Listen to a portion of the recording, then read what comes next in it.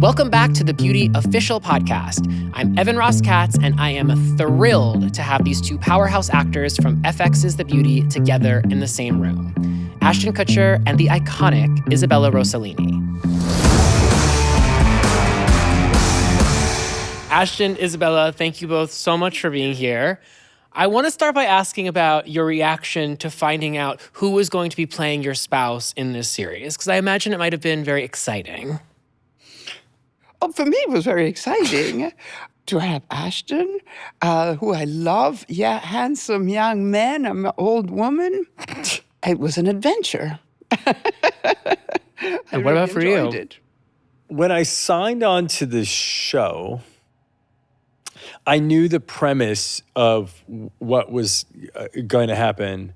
And Ryan and I started sort of ideating on this relationship without going into like who it was going to be, but just like what the relationship was and what it meant and how it was. And one day I got a text and I was like, I don't know if I can do this show because you're like in a league of world-class legendary thespians that is like so astounding. I was like, I don't know if I'm going to have the courage to like hold a room with you. And we have to also talk to one another with such insult. But I was like, I was like, it's like meeting the queen. You're like, I don't know if I'm going to have the right etiquette. Am I going to be awkward? Am I going to like, not curtsy the right way? I'm like, is she going to look at me and be like, I can't do this? Like, I was terrified. And Ryan's like, this is going to be amazing. And I was like, oh, I'm so scared. And then you're so disarming and nice and kind and generous and extraordinary in this. You said world class and all this. Of course, my background is I have a very good pedigree. I'm Ingrid Bergman's daughter. My father is Roberto Rossellini. But, I found that incredibly enough in the series, there is much what used to be called authorism. Ryan Murphy is a real author, although his shows are incredibly popular and they reach a big audience, so they are very commercial, if you want. But there is a real art in it. And so I was very attracted to it because, in a way, it was familiar to me in an odd way. We're talking about episode 11 today, but I want to rewind to episode 8, actually, because it's very interesting. I mean, your character, Franny, Byron comes in, he decides to give your two sons the shot, and I imagine there's a sort of a conflict there because on the one hand, you don't want them to take it. On the other hand, it's going to be the thing that saves their lives. So how did you kind of feel about Franny's conflicted emotions in that moment, and how did you play that? They're naughty boys. They are. But I love them. I mean, I have to say something about the actors that played them before the transformation. They were so marvelous at playing losers, in every gesture, in their appearance. And then they come in with these two incredibly beautiful young men. And at the beginning, I'm like stunned. It's them. Yes, it's the children I always wished I had. And now they are. So little by little, I get myself transported and we start dancing. And I'm old and I'm dancing with them. And then bang, they get me. And I have a second to react to the horror. Because then it's not me anymore. Yeah. I remember that scene where the boys get revealed, and it's kind of like there's the two feelings happening at the same time. Like there's a one feeling of, oh my God, they're alive, because she thought that they were going to be dead going into the scene or dying, and this is the last time we're going to see them. And so it's like this extraordinarily fine line of bittersweet anguish of like, now they're this mass manufactured version of beauty, but at least they're alive, underpinned by extraordinary anger. You forced my hand like never before. I will ensure that vengeance greets you until my last dying breath. You have been warned. I was wondering in this scene why Franny doesn't just kill Byron. She mentions the fact that she wants to seek revenge, and I'm watching it and I'm thinking, I know how I would do it. But from your perspective as an actor, why do you think it was that Franny chose to keep him alive? I don't know. She hasn't killed anybody. Right. She's not a murderess like some other characters. They do it by job. So she's not a murderess, but I'm sure she might be thinking about it. She might be at night alone, saying, "How can I do it so that it is an accident?" And I probably also think he's going to die. He's going to die. He wants to live as youthful and having girls. He's going to get a venereal disease and he's going to die of it, foaming from his mouth. I'm sure he has all these fantasies that give her great satisfaction, and then she falls asleep and she hasn't done it. Right. And then the next day she starts again. All over again. I was just hoping you'd say, because you secretly love him. That too. that certainly too. Yes, I mean, but I think in the hatred of each other, there is a bond. They feel alive. They feel alive in that anger and in that thing. So if they would separate, life wouldn't be as spicy. Yes, absolutely. And I think it's interesting what you were talking about too, this idea of synthetic beauty. And so I'm wondering, you're inhabiting all of these incredible costumes. I mean, you've worn some incredible costumes throughout your career, in television and film as well as in real life. Yes. What were these costumes like for you? So it was fun. I worked as a model, so I also wore many beautiful costumes. Models unite. When I finished high school, I enrolled in Italy in a fashion school, and I graduated to become a costume designer. So costume for me is very important. Once my character is dressed, I have a feeling of who the person is. It's very psychological. And we knew that my costume had to be really exaggerated because Beauty, the series, is all about extreme. So I am dressed in a way that it is so absurd that in a way my fabulous. costume... Is that word you're looking for? Fabulous? So Ryan said to me, she believes in beauty, but she thinks that single-handedly she can save haute couture, which is the handmade high fashion in France. I might warn the world about what you're up to. Wearing the most delightful Christian Lacroix from the 1988 collection.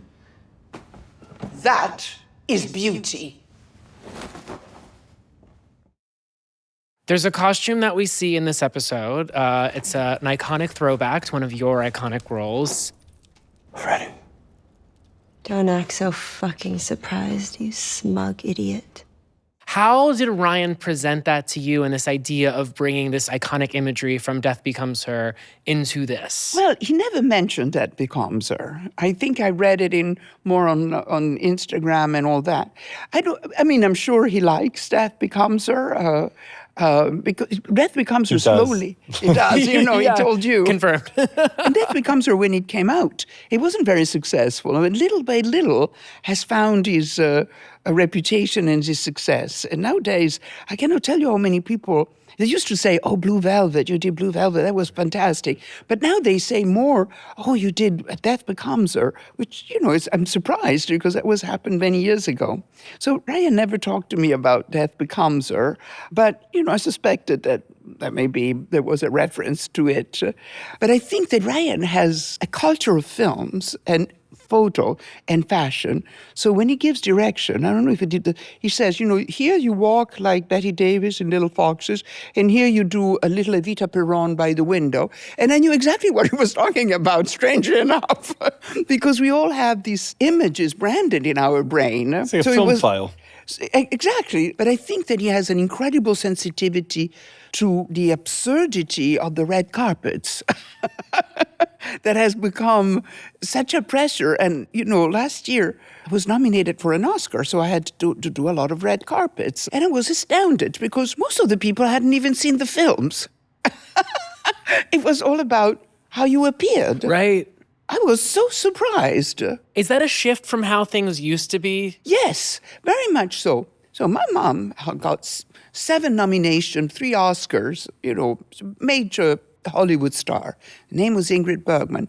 And I remember that when she went to the Oscar, because I was a little girl, she would do her own makeup, and she will have maybe a friend, a costume designer, help her put the dress together. So it was much more subdued. It wasn't at all what he has become. Do you understand now? Like when you just drop things like get my mom, and then her name was Ingrid Bergman. And you're like, imagine knowing that coming in and being like, I've studied your family to try to be better at what I do. And you go like, okay, now I'm going to like go Do a scene? toe to toe. It's terrifying.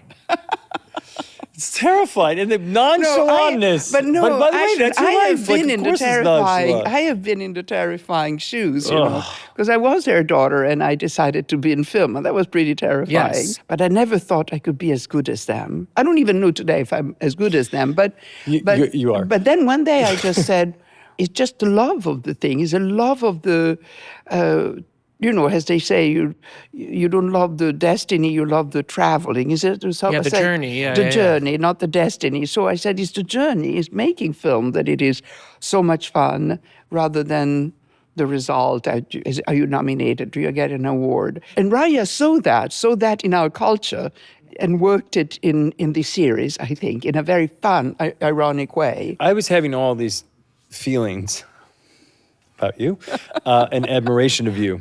And I remember having a conversation with Ryan. I was like, I think that Franny is the only thing in the world that Byron thinks is interesting. She is the only thing on this planet that is unpredictable, that is authentic, that is willing to tell him no. And so I was like, I'm going to use all of my admiration for you as a person, pack it inside this character, and use every moment of his existence as an action of getting her approval. And it became like the center arc of who this character was, but it comes from an authentic admiration for you. As a Thank human. you. I'm wondering what your favorite moment of shooting this season was. So I think working with you was wonderful because I work sometimes in avant-garde films or, I didn't know if I could, you're always insecure. You might be insecure because of my family. And I was like, could I match this culture that is popular and fun and glamorous and beautiful? Can I belong? And you made me feel welcome. And it was so much fun to play with the scene with you. I sometimes, like playing with an actor is almost like playing ping pong or tennis. Acting is also reacting. So much of who you have in front characterizes who you are. And it came so easy and it was so playful. I think the ping pong analogy is very apt because if you're playing against someone and they can't get the shot back over the net, then you're done, no matter how good you are. You can say, hello, how are you? And you can say it in a million different tints. It can be concerned, it can be cold, it can be disgusted. And the reaction, starts the game. And with Ashton, it was always very easy. What's these two characters are just finding new, interesting ways to take jabs at each other. Yes. And there were moments in time where you're like, that's a trivia. You've done this 1,000 times. Like, that doesn't even hurt, right? Like, I know what that shot feels like. And then there are moments in times where you're like, oh, okay, that one got me a little bit. Let me tell you something, and I hope you listen to me very carefully. Your mother is the only person that will ever remember you, and that's because the pain you caused her when you were born. That's how insignificant you are. It's a fight, and you're receiving punches and giving punches. In like a good fight scene, you want it to ramp and escalate in a way that's authentic.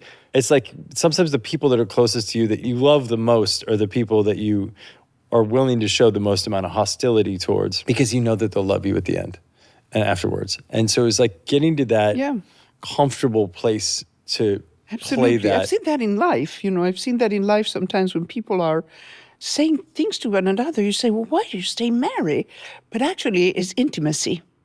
Intimacy is I'm allowed to say something that other people can't say, and the truth that is demolishing, and you have to kind of wrap it up and answer back, and it becomes this kind of game. Right. Well, and underneath all of it, as you said, is this deep admiration that Byron does have for Franny. And you even characterized it as the only interesting thing that he's ever seen. So it's like, even though there's these jabs back and forth, there is this singularity in terms of what he sees in her that he sees in no one else. And she probably has an incredible pleasure at dominating him. Totally. No? And because she takes all the money, she takes all the wealth, and then intimidates him. And that's a pleasure because it builds her ego. Yeah, it's a pleasure to watch. I'll tell you that much. A fight will make you feel.